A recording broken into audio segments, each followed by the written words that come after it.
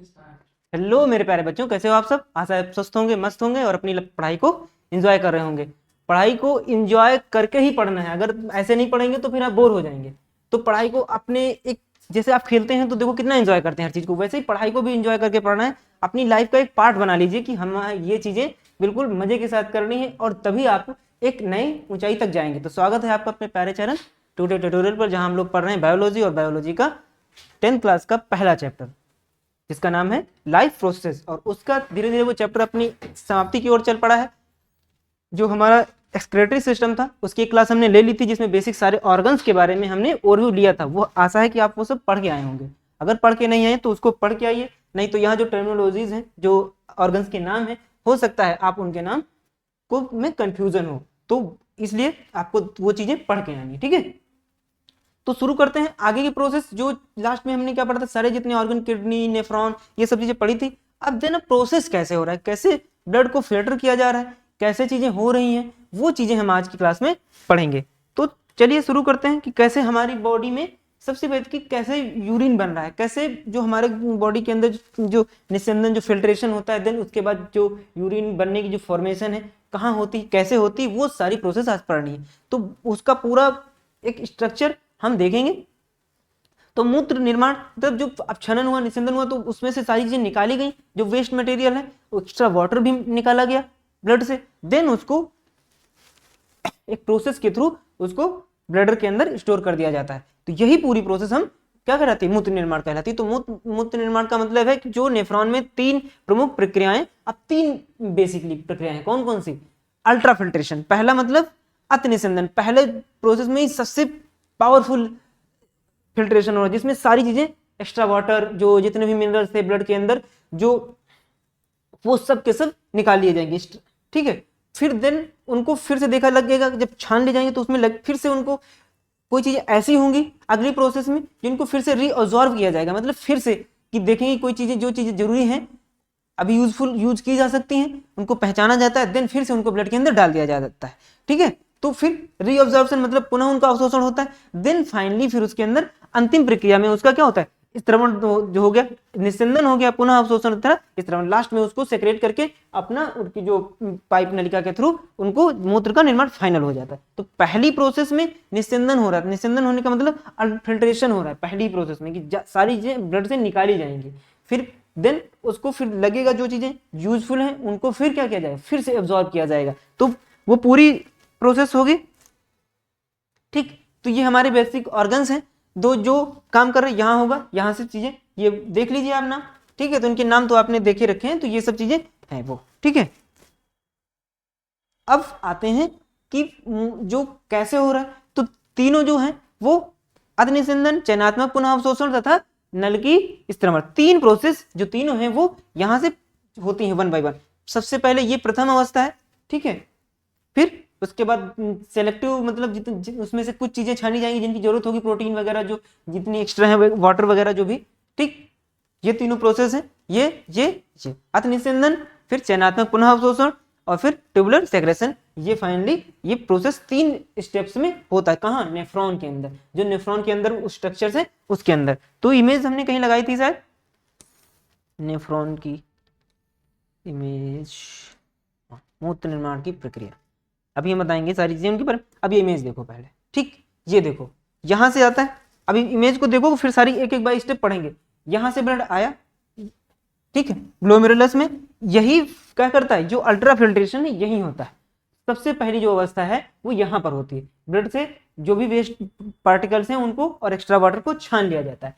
फिर जो पीसीटी मतलब प्रॉक्सिमल कुंडलित नलिका है, यहां तक आएगा, फिर देखा जाएगा अच्छा यहां से छनन हुआ, यहां जब पहुंचा तो फिर उसमें से देखा गया कि इसमें कौन सी चीजें रीअब्जॉर्ब करी जा सकती हैं। तो यहां पर आते ही फिर ये सेक्शन में रीअब्जॉर्ब किया जाएगा और रीअब्जॉर्ब करके फिर यहाँ हैनले लूप में भेज दिया जाएगा इसके अंदर, ठीक। और यहाँ फिर कुछ चीजें होंगी, यहाँ सेंडिमेंट जो भारी होंगे वो यहाँ रखेंगे। फिर देन यहाँ से आते हुए डिस्टिल्ड, और यहाँ डिस्टिलेशन वाली प्रोसेस होगी, और देन फाइनली यहाँ से क्या हो जाएगा, हमारा जो यूरिन हो वो क्रिएट हो जाएगा, ठीक है। तो ये बोमेन कैप्सूल जो है हमारा, ये जिसके अंदर, और यही इसके अंदर जो हमारा ग्लोमेरुलस है उसी के अंदर होता है, और उसी के अंदर हमारी जो बेसिकली पहली प्रोसेस होती है जिसको हम पहले अति क्या बोलते हैं, अति निस्यंदन या अल्ट्रा फिल्ट्रेशन। तो यही फिल्ट्रेशन होता है, फिर यहाँ से रीअब्जॉर्ब होती है जो भी चीजें जरूरी होती है, फिर देन उसको हैनले लूप में भेज दिया जाता है, हैनले लूप से होते हुए फिर डिस्टल्ड या इस नलिका में आते हैं, डिस्टल्ड कुंडली नलिका है, इसमें आके फाइनल वाला प्रोसेस हो जाती है, ठीक है। और ये संग्राही नलिका है जिसमें जो हमारा यूरिन है वो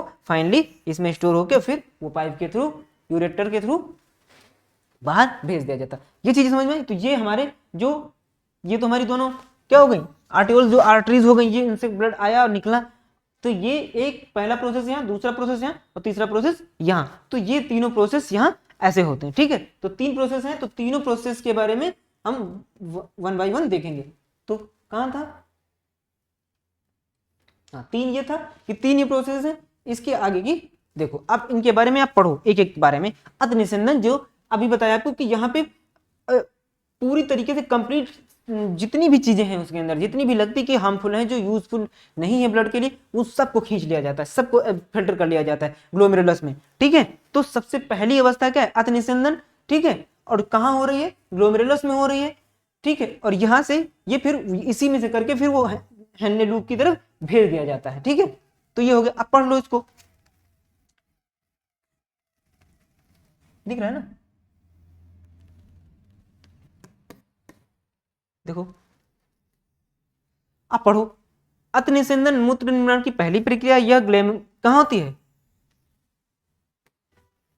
ग्लोमेरुलस में होती है। ये प्रोसेस ध्यान रखना है कि आप पता कि अल्ट्रा फिल्ट्रेशन कहाँ हो रहा है, ये आपको पता है अभी। वहां उच्च दाब हाई प्रेशर क्रिएट किया जाता है, उसके अंदर इतना हाई प्रेशर होता है कि जितनी भी वेस्ट होते हैं ब्लड के अंदर वो क्या होते हैं, बाहर निकल जाते हैं।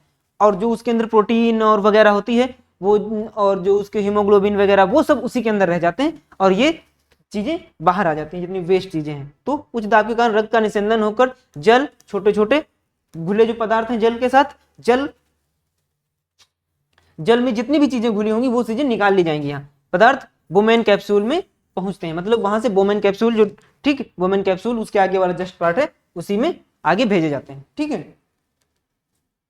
इमेज देख लो, इमेज देखते रहो।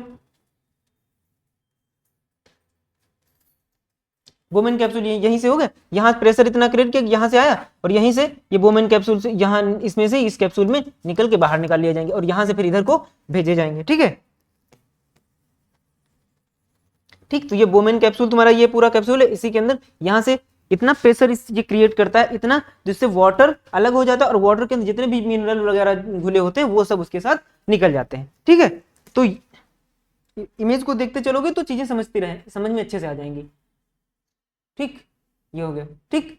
ये डिफिनेशन है उसकी, किसकी, अल्ट्रा फिल्ट्रेशन की, ठीक। तो ये तो होगा डिफिनेशन उसकी कि ये अति निस्यंदन है क्या और कहाँ हो रहा है, ठीक।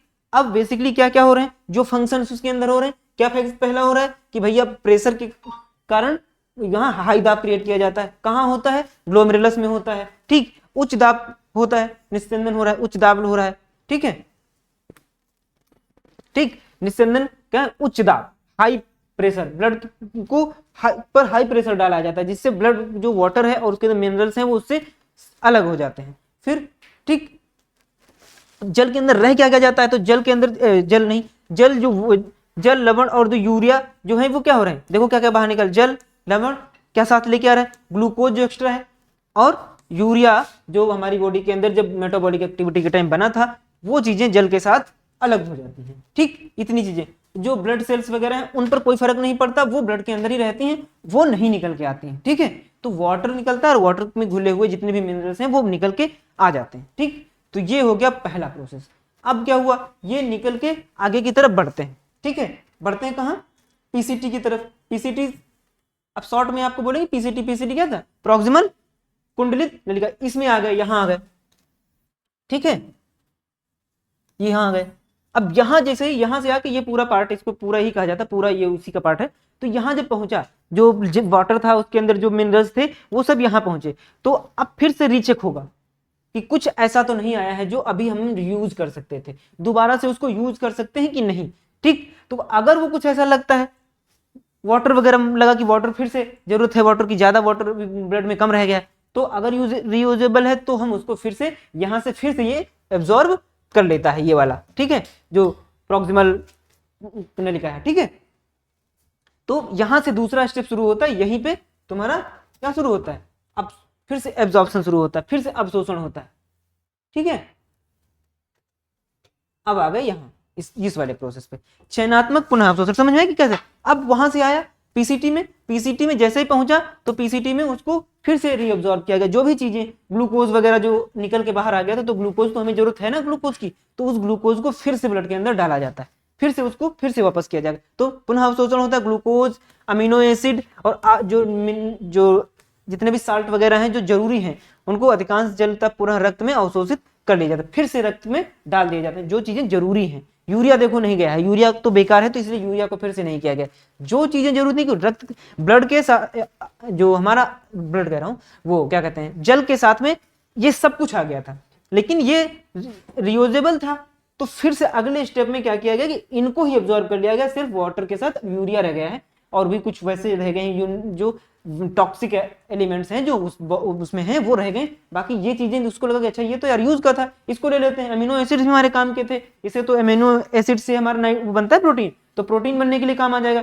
कुछ साल्ट बॉडी में जरूरत पड़ेगी, मिनरल्स की जरूरत, ये भी काम आ जाएंगे, बट एक्स्ट्रा वाले अगर बहुत ज्यादा होंगे तो उनको नहीं लिया जाएगा, जितनी उसको लगे कि हाँ ये इतनी मात्रा सफिशिएंट, उतने लिए जाएंगे। तो ये तीनों चीजें फिर से रीअब्जॉर्ब करी जाएंगी, कहाँ, प्रॉक्सिमल तो तुम्हारी ट्यूब थी, ठीक है, तो उसमें इनको रीअब्जॉर्ब किया जाएगा, तो पीसीटी में। ठीक है, तो कहां हो रहा है ये, पीसीटी में, पीसीटी शॉर्ट में। ठीक है, वही देख लो, फिर से दिखाया है क्या, इमेज देखते रहो, ये है तुम्हारा ये पोर्शन। ठीक है, ये प्रॉक्सिमल कुंडलित, तो प्रॉक्सिमल कुंडलित जो हो गई, तो यहां इस वाले से लेकर यहां तक ये सारी प्रोसेस यहां से होते होते और यहां तक खत्म हो जाती। फिर ये तुम्हारा हैंडले ट्यूब वो होते हुए यहां होते हुए, फिर ये यहां इधर से ब्लड जो वाटर जो है वो वेस्ट वाला, जो वो अपना वेस्ट लेके बाकी चीजें चला जाता है। ठीक है, अब सेलेक्टिव हो गया, मतलब ये हो गया। तो अब देखो कहां हो रहा है, कहां हो रहा है, पीसीटी में। हमने बताया कि पीसीटी में हो रहा है, पीसीटी लिखा हुआ है, हाँ ठीक, प्रॉक्सिमल कुंडलित जो ट्यूबवेल हो गया। फिर ग्लूकोज पुनः अवशोषित होता है, ग्लूकोज, क्यों, ग्लूकोज तो हमारे फाइनली एनर्जी देगा ना हमको वो, तो ग्लूकोज जो ब्लड में मिक्स हो गया था, जो बचा था वहां यूज नहीं हो पाया था एटीपी, जो कुछ भी था ब्लड के, उसको फिर से ब्लड में डाला जाएगा, ले जाओ तुम, ये काम का है। ठीक, अमीनो एसिड्स प्रोटीन बनाएंगे, तो अमीनो एसिड भी प्रोटीन बनाते हैं, तो अमीनो एसिड्स को भी रोक लिया जाएगा, रुक जाओ तुम मत जाओ। ठीक, कौन करेगा ये सेकेंड स्टेज है, जिसमें जो सेलेक्टिव एब्जॉर्प्शन हो रहा है, जिसमें हम सेलेक्टेड चीजों को एब्जॉर्ब कर रहे हैं।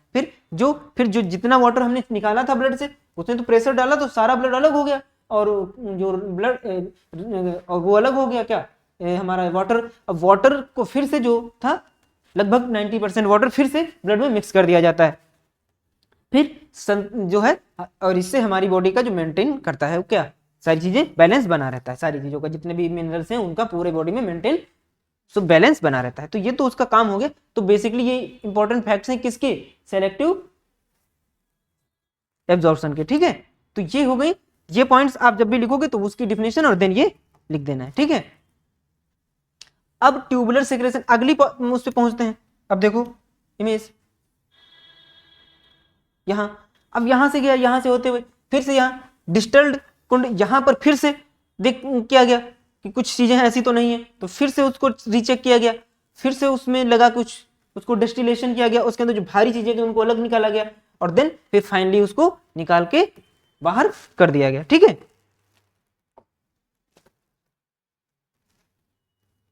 ठीक, अब नल की स्त्रवण, नल की स्त्रवण जिसमें अतिरिक्त अपशिष्ट पदार्थ एवं आयन रक्त से नेफ्रॉन नलिकाओं में भेजे जाते हैं। तो अब नेफ्रॉन जो हमारी ये नलिका थी, इसके जस्ट ये वाली नलिका, इसके अंदर जो भी एक्स्ट्रा है, यहाँ से जो कुछ बचेगा यहाँ तक एब्जॉर्प्शन होगा, जितना कुछ था।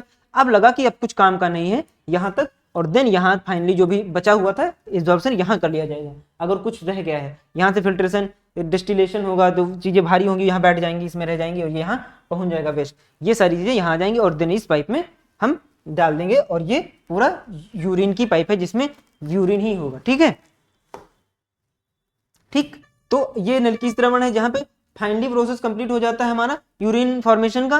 ठीक है, तो मूत्र निर्माण की अंतिम अवस्था, अतिरिक्त जितने भी एक्सेस एलिमेंट्स हैं उनको सबको बाहर कर दिया जाता है, निकाल के और वो उसमें डाल दिया जाएगा। विषैले जितने भी टॉक्सिक चीजें हैं, जितनी भी मतलब हमारी उसमें से निकालेगी कि अभी हमारे लिए काम की किसी नहीं है, उनको हम निकाल के वहां रख देंगे। ठीक है, हमारी बॉडी का जो भी पीएच संतुलन भी, क्योंकि चीजें बैलेंस बनी रहे, हमारी बॉडी का जो टेम्परेचर है, हमारी बॉडी का जो हमारी बॉडी जो होती है, जो ब्लड होता है वो क्या होता है, बेसिक होता है ना,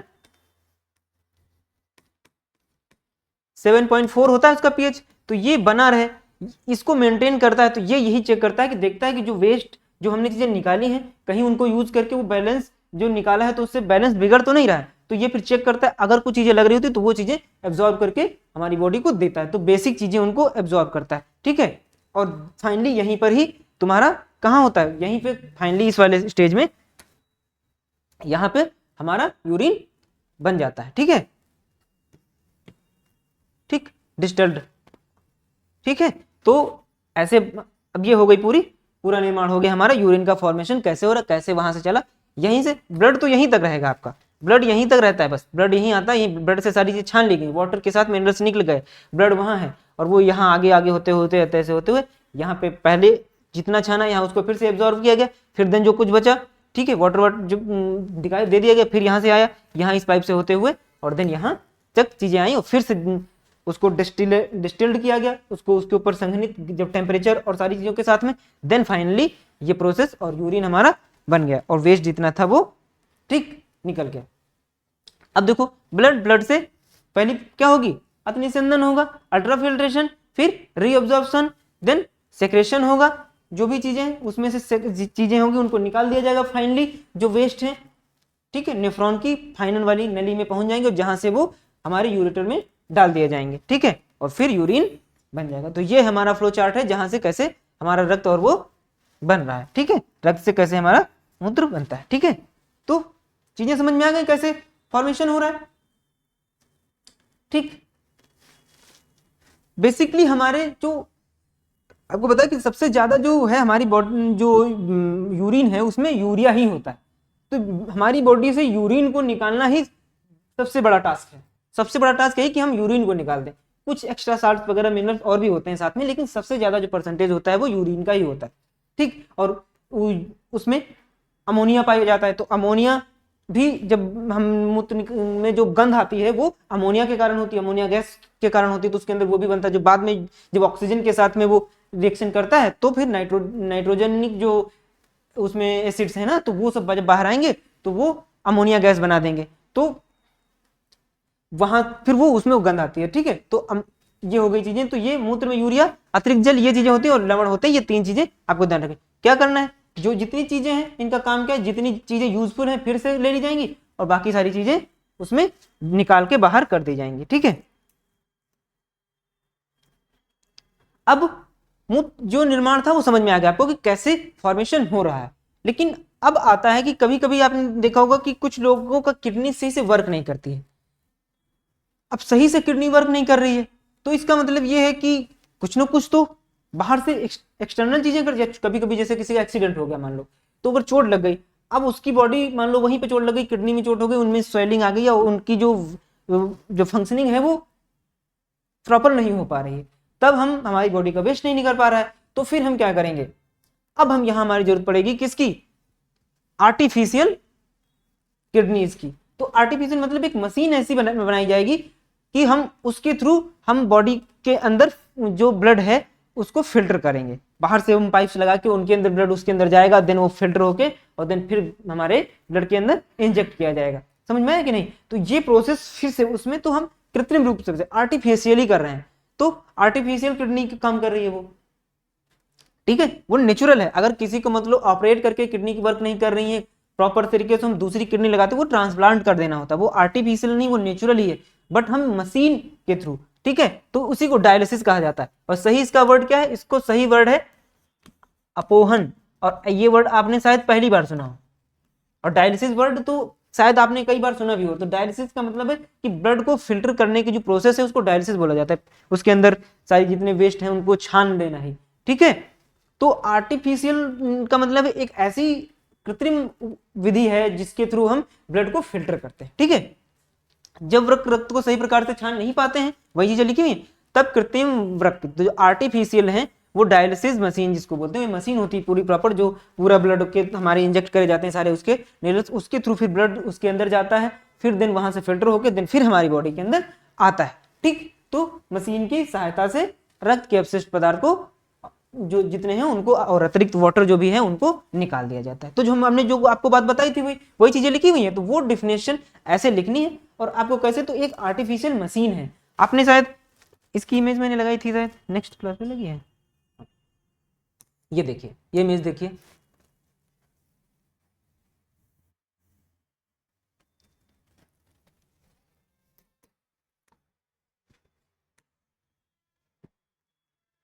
दिख रही है, देखो इमेज, ये देखो, ये पर्सन है, ठीक, ये इसके देखो रेड और ब्लू कलर से दिखाया गया है, क्योंकि एक में फ्रेश वाटर, फ्रेश जो ब्लड आएगा, और इस एक में हमारा जो होगा वो इम्प्योर। ठीक है, तो जो अशुद्ध होगा जिसमें वो होंगी, तो देखो यहां से क्या हो रहा है, अशुद्ध जाएगा और इस मशीन में, और ये पूरी प्रोसेस होते हुए, ये प्रोसेस हुआ और ये होते हुए, और ब्लड फाइनली उस मशीन के थ्रू यहाँ वही प्रोसेस होगी जो किडनी के अंदर जैसा माहौल था, जो नेफ्रॉन के अंदर जैसी फंक्शनिंग थी, सेम वही प्रोसेस यहाँ हो रहा है। और देन वो फाइनली फिर से होके वो क्या हो रहा है, पूरी प्रोसेस वही करी जाती है। ठीक है, तो एक आर्टिफिशियल तरीके से जब हमारा किडनी सही से वर्क नहीं करता है तब हम इस प्रोसेस को करते हैं। तो कई बार लोग जिनको दिक्कत होती है तो उनको डायलिसिस कराना पड़ता है वीक में, जब जैसे मान लो वेस्ट इकट्ठे होते रहते हैं हमारी बॉडी के अंदर, तो वो हफ्ते में, डेली या मंथली, जिसे थोड़ा बहुत प्रॉपर वर्क नहीं करी, थोड़ा बहुत वर्क कर रही है तो कुछ फिल्ट्रेशन कर रही है, बट कुछ वेस्ट इकट्ठे हो रहे हैं हमारे ब्लड के अंदर, तो कुछ दिन के बाद उनको दिक्कत होने लगती है, तो वो ऑक्सीजन कैरी नहीं कर पा रहे हैं, तो उनको उनकी तबीयत खराब हो जाती है, तो वो फिर जाके वो डायलिसिस करा लेते हैं। देन वो चीजें क्या होती, वो ब्लड फिर से प्योर हो जाता है। तो प्योर में इसका पूरा प्रोसेस होगा, 2-3 घंटे का जो भी होगा, वो सारी चीजें वो करके वो आपको करके दे देंगे। तो ये पूरा मेडिकल पूरा ट्रीटमेंट है, पूरा आर्टिफिशियल है, इस वजह से उसको, तो ये डायलिसिस, डायलिसिस का सही वर्ड अपोहन है, हिंदी वाले याद रखेंगे, उसको अपोहन बोलते हैं। आप डायलिसिस भी ऐसे भी लिख देंगे तो कोई दिक्कत नहीं है, नॉर्मली वर्ड यही यूज होता है, जैसे आप कंप्यूटर देते हैं, कंप्यूटर का नाम हम कंप्यूटर ही लिखते हैं, लेकिन वो क्या होता है, वो संगणक वर्ड होता है। तो वैसे ही यहाँ पर भी आपको ऐसा नहीं है, लेकिन अगर आप लिखोगे ब्रैकेट में वो भी लिख दोगे तो चीजें और अच्छी लगेंगी। ठीक है, ठीक, तो वही सेम प्रोसेस है, जैसे यहां तक समझ लो, ये तुम्हारा, ये वहां आर्टरीज थी, ब्लड यहां से किडनी से शुरू हुआ, यहां से हुआ, फिर इसमें आया, ये तुम्हारा पहला प्रोसेस था। क्या था पहला प्रोसेस, बताओ, वेट कर रहे हैं हम आपका। ग्लोमेरुलस, आपके उसमें ब्लड आता था, जब यहाँ से फिल्ट्रेशन पहले ही सारी जितने भी वाटर, हाई प्रेशर क्रिएट किया जाता है, और वाटर को क्या किया जाएगा, वाटर निकाल लिया जाएगा, और ब्लड क्या बच जाएगा, ब्लड तुम्हारा बच जाएगा। उसके अंदर वाटर के साथ जितने भी उसके मिनरल्स घुले होंगे, वो सारे यूरिया वगैरह वो सब छान लिए जाएंगे। ठीक है, और देन वही प्रोसेस पूरा होते हुए और ऐसे होते हुए फिर ये ब्लड तुम्हारा फिर से इसमें आता है, और फिर इस मशीन के थ्रू तुम्हारा प्योर होके और फिर हमारी बॉडी के अंदर फिर से इंजेक्ट कर दिया जाता है। ये तुम्हारी आर्टरीज में और ये तुम्हारी वेन्स से, तो वेन्स में तो हमेशा अशुद्ध रहता है, इस वजह से वेन के थ्रू, और ये पूरा कलर के साथ। ठीक, तो रक्त को पूरा समझ लो कि पूरा बॉडी से बाहर निकाला जाता है, सारा ब्लड फिर एक नए सर्कुलेटरी सिस्टम में चलता है, तो आर्टिफिशियल तरीके से। ठीक, तो ये चीजें समझ में आ गई आपको, कोई डाउट हो तो आप बताइएगा। बस ये मशीन अच्छे से देखिए कैसे चल रहा है प्रोसेस, सेम समझ लो, ये समझ लो क्या है, आर्टिफिशियल किडनी ही है, वैसे ही आप देखो इमेज एज्यूम करो, देखो सारी चीजें वैसे ही बनी हुई हैं, नेफ्रॉन स्ट्रक्चर दिख रहा होगा आपको, अगर आप उस स्ट्रक्चर को देख पा रहे हैं इसमें, तो वो चीजें आपको अच्छे से समझ में आ जाएंगी। ठीक है, और ये देखो ऐसे फिल्टर्स इसमें लगे हुए हैं, ये जो दिखाया गया डायलाइजर जो है आपका, ये इसमें फिल्टर्स लगे हुए हैं, वही फिल्टर कर रहे हैं ब्लड को, और जो उसमें से जो एक्स्ट्रा चीजें हैं वो निकाल ली जा रही हाई प्रेशर करके, और देन उसको कर दिया जा रहा है। ठीक है, एक्स्ट्रा वाटर, और ये देखो ये यूरिन बन रहा है, दिख रहा है ना, ये यूरिन। ठीक, तो ये चीजें जो एक्स्ट्रा उसमें वेस्ट निकले हैं वो इसमें आ गए हैं। ठीक, ओके, चलिए बढ़ते हैं आगे। तो उस वही फंक्शन लिखें, कब यूज हो रहा है, जब हमारे जो किडनीज हैं वो फेल हो जाएंगी, तो तब हम इसका काम करते हैं, जब सही से वर्क नहीं करे, प्रॉपर फंक्शनिंग नहीं हो रही किडनीज की, शरीर के बाहर रक्त को छाना जाता है, पूरे ब्लड के बाहर, पूरा ब्लड मतलब वो पूरा एक अलग सर्कुलेटरी सिस्टम बनाया जाता है, निकलेगा क्या, वही चीजें जो किडनी का काम था, यूरिया और अतिरिक्त जल वेस्ट वो सारा निकल जाएगा। ठीक, और शरीर को फिर से शरीर के लिए जरूरी है, क्योंकि हमें स्वस्थ रखना है, तो फिर ये जरूरी है, क्योंकि किडनी सही से वर्क नहीं कर रही थी। ठीक, परासरणी संतुलन, अब देखो यहाँ पर क्या होता है कि ये कौन सी, अब हम बॉडी का जो बैलेंस एक बनाए रखना है हमारी बॉडी के अंदर। अब परासरण हो रहा है, ऑस्मोसिस की प्रोसेस हमारी सेल के अंदर होती है, तो वो चीजें वाटर और जो ब्लड के अंदर इसकी जो बैलेंस है, जो मिनरल्स हैं उनका बैलेंस बनाए रखना जाए। अब वही क्या है, इसमें सबसे हेल्प कौन कर रहा है, हमारे किडनीज ही तो कर रही है। किडनी उसकी हेल्प कर रही है कि ब्लड के अंदर वाटर भी पर्याप्त बना रहे, मिनरल्स जो जरूरी है वो सारे बने रहें, और यही प्रोसेस क्या कहलाती है, हमारी परासरणीय संतुलन या ऑस्मो रेगुलेशन कहते हैं। ठीक है, ऑस्मो रेगुलेशन। तो समझ में आया कैसे करके कि हमारी बैलेंस बनाए रखना है हर चीज का, सारी जो वाटर का, और ऑस्मोसिस हो रही है क्योंकि सेल्स के अंदर तो ऑस्मोसिस की प्रोसेस हो रही, तो वो ऑस्मोसिस की जो बैलेंस बना रहे कि वो जो प्रक्रिया है ऑस्मोसिस वाली वो तेज ना हो जाए, ज्यादा ना, जिससे वाटर ज्यादा ना निकल जाए। ठीक है, तो किडनी के अंदर वो प्रोसेस हो रही है ना, तो वो ब्लड आ जा रहा है तो उसको फिर से रिवर्स इसीलिए ऑब्जॉर्व किया जाता है कि ब्लड की कमी ना होने पाए। तो वही ये टर्म है कि ऑस्मो रेगुलेशन क्या होता है। तो आपको दें कि परासरणीय संतुलन वह प्रक्रिया है जिसके द्वारा शरीर में जल एवं लवणों का संतुलन बनाए रखा जाता है। इसमें वृक्क की प्रमुख भूमिका होती है, जो हमारे किडनी है उनकी मेन भूमिका होती है कि हमारा जो वाटर है और मिनरल्स का बैलेंस बना रहे। ठीक है,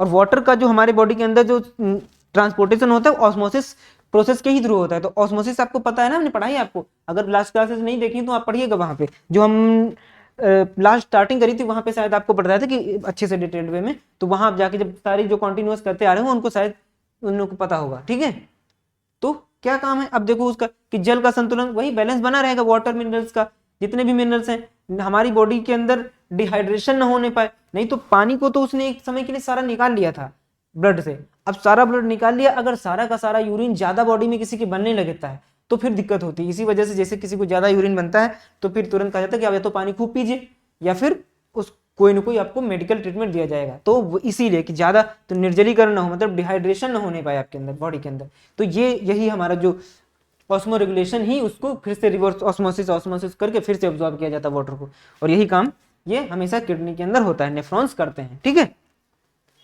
और जो हमारा इंटरनल है वो एनवायरमेंट सही बना रहे। ठीक है, वही चीजें लिखी हुई है यहाँ पर भी। अब आते हैं होम्योस्टैटिस।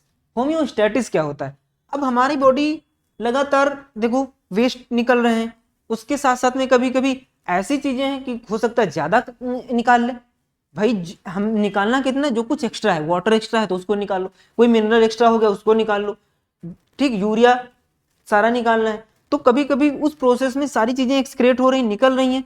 तो अब ये भी देखना है किडनी को कि चीजें बैलेंस बनी रहे, चीजें सब कुछ सही बना रहे, उसको एक जो पर्याप्त जो एक बॉडी को चलाने के लिए जितनी भी कंडीशंस आवश्यक हैं, जरूरी हैं, वो सब बनी रहे। तो मतलब चीजें बराबर बनी रहे, चीजें इधर उधर ना कम हो ना ज्यादा हो। तो ये जो कंडीशन है मतलब सारी चीजें बैलेंस वे में बनी रहे, उसी को समस्थैतिकता कहते हैं। इसमें टेम्परेचर भी आ जाता है, वहां टेम्परेचर नहीं था लेकिन यहाँ टेम्परेचर आ गया है, तो यहाँ टेम्परेचर भी मतलब हमारी बॉडी का टेम्परेचर भी मेंटेन रहे। ठीक है, तो पढ़ो, समस्थैतिकता जो है शरीर की वह क्षमता जिसे बाहरी परिस्थितियों में परिवर्तन होने पर शरीर की आंतरिक वातावरण स्थिर बना रहता है। कि बाहर कुछ भी हो रहा है, बाहर से कोई दिक्कत नहीं, लेकिन बाहर हो सकता है बहुत गर्मी हो रही है लेकिन हमारी बॉडी का टेम्परेचर वो 37 या 98.6 फ़ारेनहाइट 37 डिग्री सेल्सियस, तो वो बना रहता है, टेम्परेचर मेंटेन करा गया है। बाहर बहुत चीजें सेवियर कंडीशन हो गई लेकिन हमारी बॉडी के अंदर प्रॉपर फंक्शनिंग होती रहे, सारी चीजें फंक्शन सही से होते रहे, तो उस जो अवस्था है जो वो हमेशा मेंटेन रहती है, वो सब कुछ सही से तरीके से चलता रहता है। अगर वैसा नहीं तो हम बीमार पड़ जाएंगे। तो ये अवस्था जब नहीं होने पर भी हम बीमार पड़ते हैं, अगर समस्थैतिकता नहीं है, होम्योस्टैटिस हमारी बॉडी के अंदर नहीं है, जब बीमार है समझ में आता है इसका मतलब कोई फंक्शन नहीं काम कर रहा है सही से। इस वजह से कि सारी चीजें हैं बाहर, एक्सटर्नल इंटरनल चीजें क्या बनी रहे, एक जैसी बनी है, मतलब वातावरण जो है वो बॉडी के अंदर का जो चीज प्रॉपर फंक्शनिंग है वो सही से होती रहे। तो ये टर्मिनोलॉजी आपको देखना है कि सारी चीजें का बैलेंस बना रहे। मिनरल्स कितने चाहिए उतने होने चाहिए, जिस चीज की ऑक्सीजन कितनी चाहिए वो भी, वाटर कितना चाहिए वो उसमें मेंटेन रहे, ये सब चीजें आपके लिए मैटर करती हैं। ठीक है, तो समस्थैतिकता में आप देखो शरीर का वही चीजें कि वाटर सॉल्ट बैलेंस, ये आपका इमेज है, क्या है, शरीर के जो आंतरिक वातावरण को मतलब स्थिर बनाए रखना बिल्कुल, क्योंकि ज्यादा टेम्परेचर हाई होगा तभी दिक्कत। आपको देखो जैसे टेम्परेचर हमारी बॉडी का हाई होगा, ये ज्यादा पानी बॉडी के अंदर हो जाएगा तब भी दिक्कत हो जाएगी, फंक्शन कम पानी हो जाएगा तब भी दिक्कत हो जाएगी। तो डिहाइड्रेशन हो जाएगा। तो वही चीजें हैं कि सारी चीजें क्या रहे, आंतरिक वातावरण बना रहे। क्यों आवश्यक है?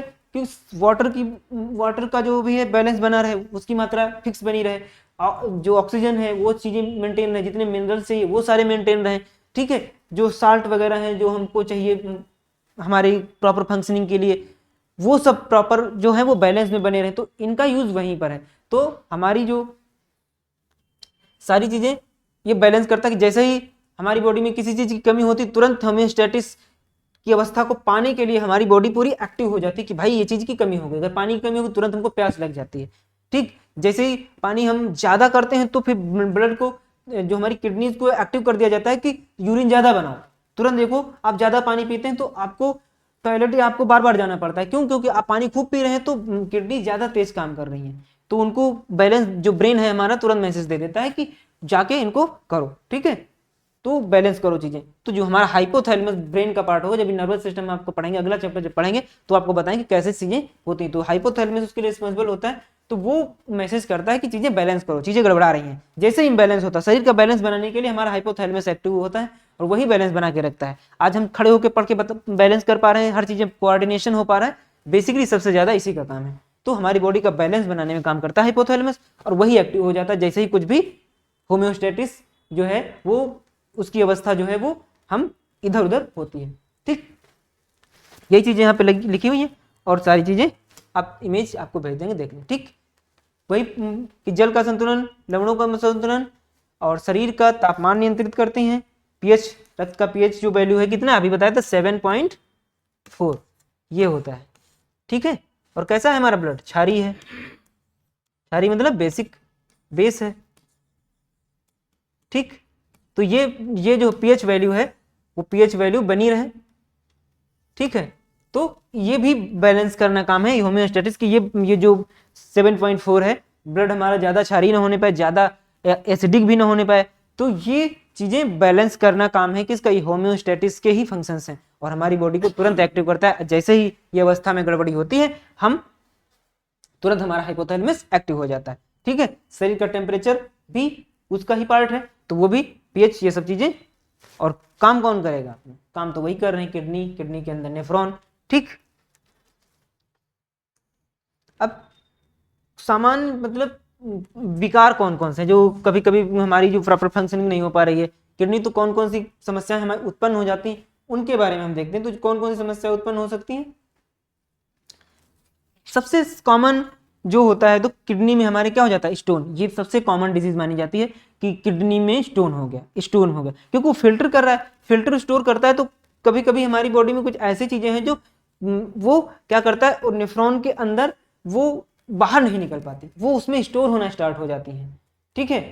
तो पथरी जो बनती है वो ऑक्सैलिक एसिड से बनती है। बेसिकली किससे बनती है, ऑक्सैलिक एसिड से बनती है, ठीक। ये मत सोचिएगा कि जब कि हम कोई वैसी चीज खा लेते हैं, पथरी खा लेते हैं उससे, या वैसे ही हम पानी में, जैसे हम पानी में ऐसे पानी पी रहे हैं, उसमें दूर ऐसे कण हैं, ऐसे मिनरल्स हैं जो हमारी किडनी में स्टोर हो सकते हैं, वो किडनी उनको फिल्टर नहीं कर पाती। काफी समय तक हम जब गंदा पानी यूज कर लेते हैं तब भी इसी कंडीशन, क्योंकि वो ब्लड में जाएंगे, ब्लड किडनी फिल्टर करेगा और किडनी में वो रुक सकते हैं। किडनी में अगर मान लो नेफ्रॉन के अंदर कहीं पे जगह उसने बना ली, प्लेस, मान लो वो नहीं निकल पाए, फंस गए किसी जगह पे, ऐसी कंडीशन होती है। कभी कभी जब वो प्लेस बन जाता है वहां पे वो रुकना स्टार्ट कर देते हैं, और अब वो रुक जाते हैं इस जगह पे, तो फिर उसके एक रुक गया तो दूसरा भी उसके सहारे रुक जाता है, फिर उसके सहारे धीरे धीरे धीरे धीरे वो रुकना, और फिर वो उसके किनारे किनारे वो फिल्ट्रेशन में फिर अपनी एक प्लेस बना के वो वहां पे रुक जाता। तो जो पथरी है वो ऑक्सैलिक एसिड से बनती है, ठीक है। हमारे तो दूसरा जो मेन प्रॉब्लम है वो हमारी किडनी फेलियर है, किडनी फेल हो जाती है, बिल्कुल काम ही नहीं करती है। तो ये भी है, जब आपने सुना होगा कि किडनी ट्रांसप्लांट करते हैं, किडनी डोनेट कर देते हैं, तो कई बार कई लोग ऐसे होते हैं जो अपने बॉडी के पार्ट्स को डोनेट करते हैं डेथ के बाद, तो किडनी और ये पार्ट्स जो हैं वो डोनेट कर सकते हैं, तो डेथ के कुछ समय तक एक्टिव रहती है। तो इसको इसलिए हम जल्दी से, अगर जैसे ही डेथ होती है तो वो निकाल के बॉडी के पार्ट्स निकाल लिए जाते हैं, तो ये भी काम है। मतलब तो ये हमें क्या, ये बीमारी है, जो विकार है, जो किडनी या हमारी एक्सक्रीटरी सिस्टम से रिलेटेड जो प्रॉब्लम्स हमको होती है। दूसरी क्या है, किडनी फेलियर। फिर अब ये जो यूरिनरी ट्रैक है हमारी, जो हमारा जिसको यूरेटर बोल रहे थे, जो रास्ता था, उसमें भी कभी कभी संक्रमण हो जाता है, या यूरिनरी ट्रैक में भी पथरी हो जाती है, कभी वहां से आई इसमें कहीं स्टोर होने लगा वो चीजें, तो यहां पर भी कभी कभी पथरी हो जाती है। ठीक है, गुर्दे की पथरी जो होती है फिर उसको निकालने के लिए ऑपरेशन करना पड़ता है, लेकिन ये वाली जो होती है ये दवाई से या दूसरी चीजों से इसको निकाला जा सकता है। यहाँ पर भी संक्रमण हो सकता है, इन्फेक्शन हो सकता है कभी कभी, तो ठीक। और कभी कभी क्या होता है कि हमारी बॉडी में जो इतना तेज किडनी एक्स्ट्रा काम करती है, इतना मतलब ज्यादा बनाते ही नहीं मूत्र, आप देखोगे यूरिन बन ही नहीं रहा है, किसी किसी पानी पी रहे नहीं बन रहा है, ये भी एक टाइप की क्या है, अगर प्रॉपर आपको ये चीजें रेगुलर इंटरवल पे आपके यूरिन आप एक्सक्रेट नहीं कर रहे हैं, नहीं निकाल रहे हैं, तो इसका मतलब भी कोई समस्या है, ये आपको दिखाना चाहिए। तो ये भी एक समस्या है जिसमें कि मूत्र उनकी बॉडी में कम बनता है। ठीक है, समझ में आ गई। तो बेसिकली ये डिजीजेस हैं जो उनसे रिलेटेड हैं। तो आपसे पूछा सकता है कि बताओ स्क्लेरोटिक सिस्टम या किडनी से रिलेटेड कितनी दिक्कतें हैं। ठीक है, तो लास्ट में अगर ये किडनी फेलियर वगैरह है तो डायलिसिस वगैरह कराया जाता है। तो गंभीर स्थिति अगर इन सब चीजें बहुत ज्यादा दिक्कत होती है तो फिर हमें डायलिसिस कराना पड़ता है, क्योंकि फिर एक सही से प्रॉपर फंक्शनिंग नहीं होगी तो हम पीछे पड़ के आए हुए हैं। ठीक, अब उनको सही से प्रॉपर ढंग से काम कराना है, मतलब सही से काम करते रहे, उनकी हेल्दी बनाने रखने के लिए कुछ चीजें करनी है। क्या करना है, उनको प्रॉपर हमें साफ पानी, खूब पानी पीना चाहिए। सबसे ज्यादा सबसे अच्छा जो हर चीज लगभग 50% कह लो या 80% जो डिजीजेज हमारी बॉडी की, वो वाटर उनको सॉल्व कर सकता है। आप रेगुलर अगर प्रॉपर जितना वाटर हमें बॉडी को चाहिए उतना वाटर ले रहे हैं, पी रहे हैं, तो फिर आधी समस्याएं ऐसे ही सॉल्व हो जाती हैं। तो पानी प्रॉपर करना है तो सबसे पहले तो समय सही से ऐसे काम करती रहे, तो आप उनको उनकी स्वास्थ्य की देखभाल भी तो करनी है कि वो चीजें खराब ना हो, किडनी में कोई प्रॉब्लम ना हो। ठीक, तो क्या करना है, सबसे पहले सबसे पहली दवाई है, कोई भी डिजीज हो उसको अगर होने से रोकना है तो आपको पानी, कुछ ऐसी जेनेटिक डिसीज हैं या इन्फेक्शियस डिसीज हैं उनको देखेंगे, लेकिन फिर भी पानी फिर भी हर जगह वर्क करता है। ठीक, तो हमें डाइजेस्टिव सिस्टम से, एक्सक्रीटरी सिस्टम से जितनी भी रिलेटेड डिजीज होंगी उनमें हमारा वाटर बहुत इंपॉर्टेंट रोल है। तो पर्याप्त पानी पीना है, बैलेंस डाइट लेना है, जो चीजें हमारे लिए जरूरी है उनको खाना है, जो हमारी किडनी के लिए फिल्ट्रेशन में, एक्सक्रीशन में कैल्शियम वगैरह वाली चीजें खाते रहना है। ठीक है, और एक्सरसाइज भी थोड़ी बहुत करनी है आपको डेली। ठीक है, दवाइयां कुछ भी हो जाता है, कई लोगों की आदत क्या होती, कोई भी मतलब जरा सा भी कोई दिक्कत हुई तुरंत दवाई लो, हमें दवाई चाहिए, हमें दवाई दो, जरा सा पेट में दर्द हुआ, कुछ भी हुआ, थोड़ा सर में दर्द हुआ तो अनावश्यक दवाइयां लोगे। दवाइयों में बहुत सारी केमिकल्स, मिनरल्स ऐसे होते हैं जो आगे जाकर किडनी में जाएंगे, किडनी में जाएंगे तो हो सकता है वो किडनी को इन्फेक्शन फैला दे या वहां जाके स्टोर हो जाए, ऐसा भी हो सकता है। ठीक है, क्योंकि वो ब्लड में मिक्स हो जाती हैं दवाइयां, तो ब्लड फिर उनको छानेगा, और छानेगा तो हो सकता है वहां उनको नुकसान कर सकती है। इसलिए ऐसी दवाइयां नहीं लेनी है कि बेमतलब में दवाइयां नहीं खानी है। तो आपको अनावश्यक दवाइयों से बचना है, तो पर्याप्त पानी पीना, संतुलित आहार लीजिए, बैलेंस डाइट मतलब सब कुछ खाइए, खाने में हर चीज होनी चाहिए, नहीं तो आप लोग तो बहुत जीप आपकी लपलपाती है इधर उधर उल्टा सीधे खाने में, बाहर की चीजें, जितना कितना मिलावट है बाहर के सामान में, अगर ज्यादा लंबे समय तक बाहर का खाना खाएंगे पक्का आपको किडनी से रिलेटेड प्रॉब्लम हो जाएगी। आप इस समय देखते होंगे कि आए हर दूसरे आदमी को किडनी की प्रॉब्लम है, उनको स्टोन हो गया है। तो स्टोन क्यों हुआ, क्योंकि आप बाहर का सामान खा रहे हैं, इतना मिलावटी चीजें खा रहे हैं। अगर आप घर की चीजें खाएं, घर की खेती अपने घर में उगाइए, सब्जियों में भी केमिकल्स यूज होते हैं, दाल वगैरह जितनी भी आप खा रहे हैं बाहर की चीजें सब केमिकल से आ रही हैं। आप नेचुरल चीजें खाइए, कोई प्रॉब्लम कभी नहीं होगी। तो आपको ये चीजें ध्यान रखनी। तो संतुलित आहार का मतलब है बिल्कुल फ्रेश चीजें होनी चाहिए, तो वो केमिकल्स आएंगे तो जाएंगे तो बॉडी के अंदर, हो सकता है वो स्टोर हो गए तो फिर वो दिक्कत करेंगे। ठीक है, ठीक, और साफ सफाई का ध्यान रखना है, स्वच्छता तो आपको रखनी है। यहां तक आ गए, ठीक है, तो प्रॉपर फंक्शनिंग समझ में आ गई। अब देखिए क्या है कि किडनी और नेफ्रॉन में अंदर, तो इतनी देर से पढ़ते आ रहे हैं कि किडनी की यूनिट जो है, फंक्शनल यूनिट है वो नेफ्रॉन। तो किडनी समझ लो पापा है और ये नेफ्रॉन उसका क्या है, बच्चा है। तो वो लेकिन सारे काम यही कर रहा है, सिर्फ ये क्या है, इसके अंदर वो रहा है। तो ये घर है, ये घर का एक कमरा है छोटा सा, तो बहुत सारे नेफ्रॉन, एक किडनी हमारी बॉडी में सिर्फ 2 3 नेफ्रॉन हमारी बॉडी में बहुत होते हैं। ठीक है, अनकाउंटेबल होता है, ऐसा कोई काउंट नहीं, मिलियंस में। ठीक है, तो पढ़िए जरा इसको।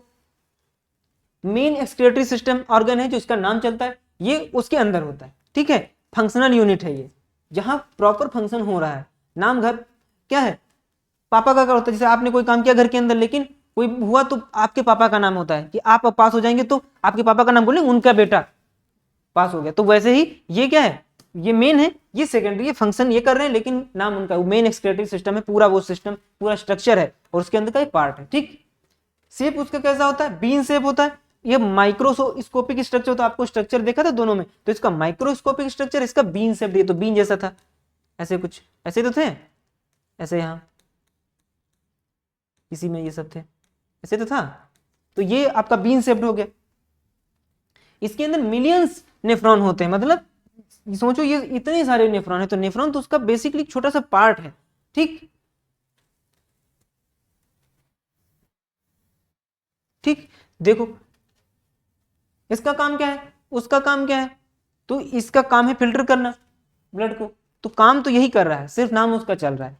ठीक, ये यूरिन प्रोड्यूस कर रहा है, फिल्ट्रेशन और सारी जितनी भी प्रोसेस कर रहा है फाइनली, और फाइनली इसको करके दे रहा है क्या, और देन नाम इसका हो रहा है कि यूरिन ये बना रहा है, बट बनाता तो यही है। तो आप में बेसिकली इनकी जो डिफरेंस है थोड़ा सा देख लोगे कम आता है, लेकिन आपको थोड़ा सा उनमें कंफ्यूजन नहीं होनी चाहिए कि नेफ्रॉन और किडनी अलग अलग चीजें नहीं, उसी का पार्ट है। अब देखो, अब पूरा ब्लड, पूरा का पूरा सर्कुलेशन है कि ब्लड कहाँ से किडनी के अंदर एंट्री करता है, कहाँ कहाँ जाता है और देन कहाँ तक जाता है, ये फ्लो चार्ट आप आराम से देखिए, दिख रहा है नीचे वाला, देखो। ठीक, अब देखो ब्लड, ब्लड के अंदर आया, फिर ग्लोमेरुलस यहां आता है जहां फिल्ट्रेशन, जहां और अल्ट्रा फिल्ट्रेशन होता था यहीं, फिर बोमेंस कैप्सूल के अंदर जाता था, फिर पीसीटी जहां पे अब्जॉर्प्शन दोबारा से रीअब्जॉर्प्शन होता था, फिर लूप हेनले लूप में जाता था नीचे, फिर डिस्टिंक्ट डीसीटी में आ गया।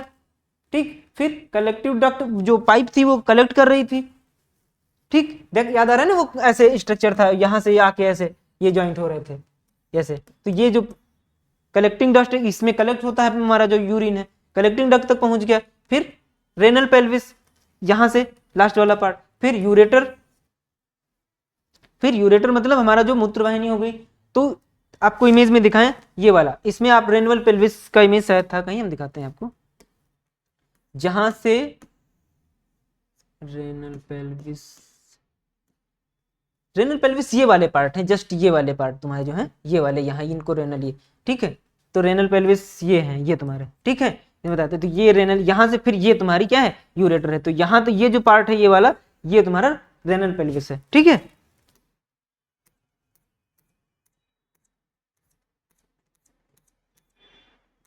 ठीक, तो रेनल पेल्विस आ गया, फिर यूरेटर तुम्हारा मूत्रवाहिनी हो गई, और फिर मूत्राशय में आया, देन मूत्रमार्ग जो हमारा यहां से फाइनली फिर यहां क्या हो जाएगा बाहर। ठीक है, और फिर शरीर के बाहर कर दिया जाएगा। ठीक है, जो वेस्ट पार्ट है, ये पूरा प्रोसेस है, ये आपको नाम याद रखने हैं कि ये पूरा फ्लो चार्ट आपको काम करने वाला है। ठीक, जो जो पढ़ा वो चीजें हैं, ये टॉपिक्स हैं।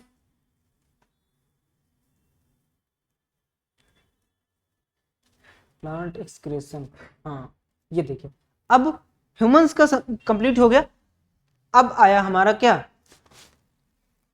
अब हमारा आ गया प्लांट्स। प्लांट्स के बारे में पढ़ लेते हैं।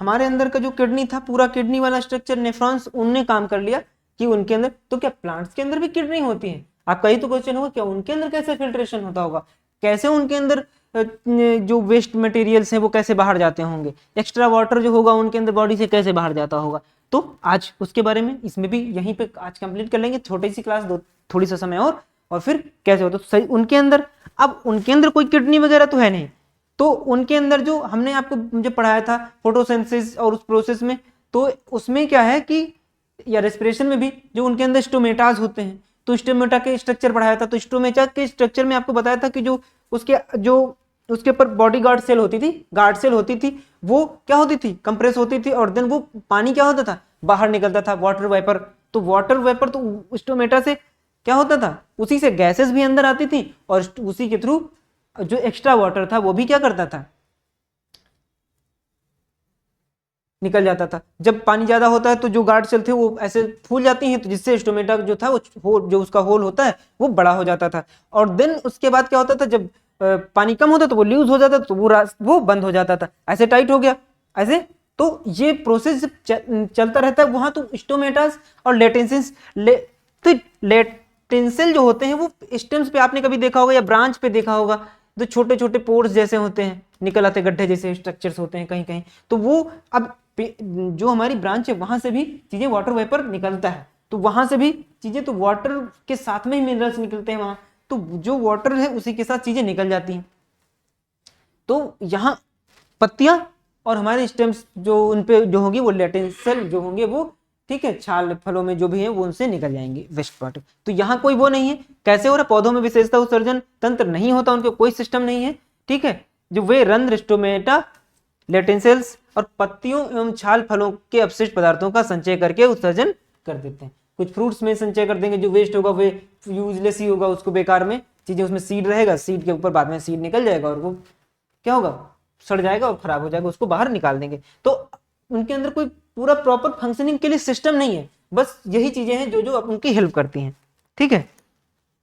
कौन कौन है, स्टोमेटा, लेटेंसेल्स, ठीक है, और यही चीजें अपशिष्ट का उनके अंदर स्टोरेज संचय हो जाता है, कई जगह पे फ्रूट्स में, कई जगह रूट्स में, या कहीं उनके बॉडी के, देखो कई प्लांट्स में आपने देखा होगा कि उनके स्टेम में एक खराब से निकल आया है बाहर से कुबर सा जैसा, वो वहां वेस्ट स्टोर कर देते हैं, फिर वहां से फट जाता है, देखो उसमें से अजीब सा कुछ बहने लगता है।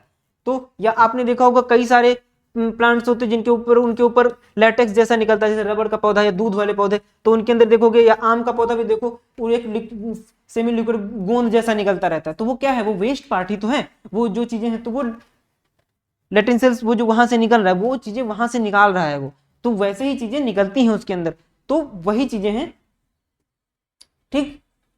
देखो तो ये स्टोमेटा, आपको इसके बारे में अच्छे से पढ़ा था कि कैसे जब पानी ज्यादा होगा तो ये सख्त हो जाएगा, तो इसका ये होल है जो स्टोमेटा का वो बड़ा हो जाता है, देन तो जैसे ही पानी ज्यादा है अंदर तो सारा पानी निकलने लगेगा, निकलता रहेगा, जैसे ही पानी कम होगा ये जो इसके बॉडी जो गार्ड सेल हैं, गार्ड सेल वो क्या हो जाएंगे, लूज हो जाएंगे, और लूज हो जाएंगी तो एक दूसरे से चिपक जाएंगी, और चिपक जाएंगी तो फिर पानी निकलना, वाटर वेपर, तो पानी ऐसे निकल जाता है, ठीक है।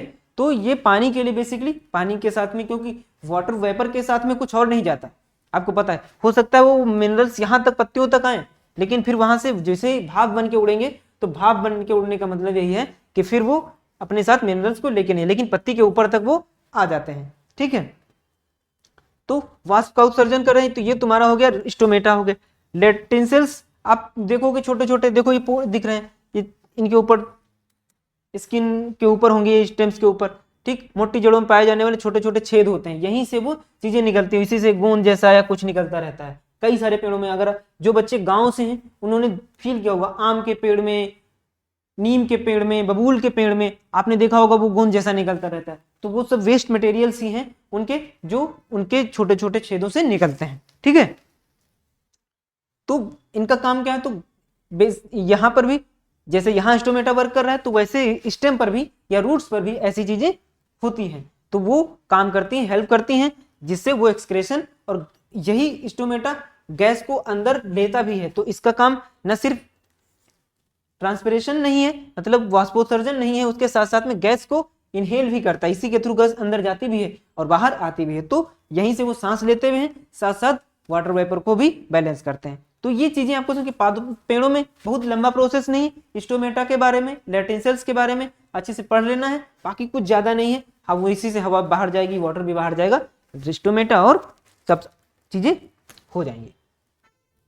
अब प्लांट्स में आपको लिखना है, तो लिखना है आपको, क्या लिखना है कि कोई स्पेसिफिक कोई सिस्टम नहीं है, एक्सक्रीटरी सिस्टम नहीं है, स्टोमेटा एंड लेटेंसेल्स उसमें ही से ही चीजें हो जाती हैं, कोई वो चीजें नहीं है, रंध्रम लेटेंसेल्स गैसें निकाल देते हैं, उससे चीजें क्या हो जाती हैं, जो एक्स्ट्रा, अब उसके में क्या है, वेस्ट क्या निकल रहा था, उसके लिए वेस्ट था ऑक्सीजन, क्योंकि ऑक्सीजन उसके लिए यूजफुल नहीं थी, यूजफुल थी भी तो फोटोसिंथेसिस में इतनी ऑक्सीजन बन रही थी कि वो ज्यादा थी, रात में तो पेड़ मान लो ऑक्सीजन यूज भी कर सकते हैं, क्योंकि रात में इनहेल करेंगे तो ऑक्सीजन उनके पास अंदर की फोटोसिंथेसिस नहीं होता, ऑक्सीजन बन रही थी, इसलिए बाहर से ले लेते हैं, तो दिन के टाइम वो जो फोटोसिंथेसिस कर रहे होते तो ऑक्सीजन बहुत ज्यादा बन जाती है, तो अगर वो रेस्पिरेशन में उसको यूज भी करें तब भी एक्स्ट्रा बच ही जाती है, इस वजह से उसको उनको निकालना पड़ता है, तो वो गैस मेनली उनके पास सबसे ज्यादा गैस होता है, बाकी जो एक्स्ट्रा चीजें उनके पास वेस्ट होते हैं वो फूड, सीड और उन चीजों में स्टोर करते हैं, तो वो स्टोर भी कर लेते हैं अपनी बॉडी में कोई स्पेसिफिक ऑर्गन के अंदर, ठीक है। तो अपशिष्ट जो है कहाँ, पत्तियों पे स्टोर हो जाता है, पत्तियों के ऊपर। जब मैंने बताया कि वो जो पानी के साथ आएगा, पानी के साथ बाहर निकल के आया, लेकिन पानी वाटर वेपर बन के उड़ गया, अब वो छूट गया वो स्टोमेटा के पास, तो वो धीरे धीरे पत्ती के या कहीं पे वो स्टोरेज होता रहेगा। ठीक है, कई सारी पत्तियों में आपने देखा होगा जो पत्ती के नीचे छोटे छोटे ऐसे ऐसे वो बन जाते हैं, जैसे पत्ती है, पत्ती के बाहर देखोगे तो पत्ती के किनारे किनारे कुछ उनके ऊपर उभरी हुई है, तो वो सब यही सब चीजें हैं जो वेस्ट हैं, उनका कोई यूज नहीं, वो आते आके स्टोर कर रही हैं, जब जरूरत होगी तो उसको निकाल के फेंक दिया जाएगा। ठीक, पुरानी पत्तियों को गिरने पर अपशिष्ट बाहर निकलते, तो जैसे पत्ती वहीं से निकलेगी वो चीजें वहां से निकल के बाहर चली जाएंगी। ठीक, पत्ती, छाल और फलों में संग्रहित भी हो जाते हैं, तो कई फल में भी संग्रहित हो रहे हैं। तो ये चीजें जो आपको बताई वही सब सारी चीजें हो गई। तो यहां से आई थिंक अब हमारा चैप्टर कंप्लीट हुआ, टॉपिक भी कंप्लीट हुआ, चैप्टर भी कंप्लीट हुआ, सारी चीजें हो गई, सारे हो गए हैं। आपका डाइजेस्टिव सिस्टम हो गया, एक्सक्रेटरी हो गया आपका, और क्या हो गया, ट्रांसपोर्टेशन हो गया, और डाइजेस्टिव भी हो गया है, और ट्रांसपोर्टेशन, सारे थे, सारे हो गए ना। तो अब यहां से चैप्टर कंप्लीट हो गया है। अब इस चैप्टर की इस टॉपिक से रिलेटेड हम आपको क्वेश्चन अभी दे रहे हैं, देन अब हम इसकी प्रैक्टिस करेंगे नेक्स्ट क्लास में, और सारी चीजें कंप्लीट हो गई। आप रिवाइज करके अच्छे से इनको पढ़िए पूरे से सारे टॉपिक्स को, देन हम प्रैक्टिस करवाएंगे आपको ऑब्जेक्टिव की, और लिखने के लिए घर के लिए हम आपको क्या रिटन क्वेश्चन देंगे। तो इसके लिए थोड़ा सा आप कॉपी पेन उठा लीजिए, आप क्वेश्चंस को राइट करिए, लिखिए, और अच्छे से उनके आंसर लिख के हमें भेजिएगा। ठीक है, तो लिखिए ध्यान से, देखिए इन क्वेश्चंस को पढ़िए जो क्या है क्वेश्चंस आगे। हाँ ये ठीक है, पहला क्वेश्चन देखिए,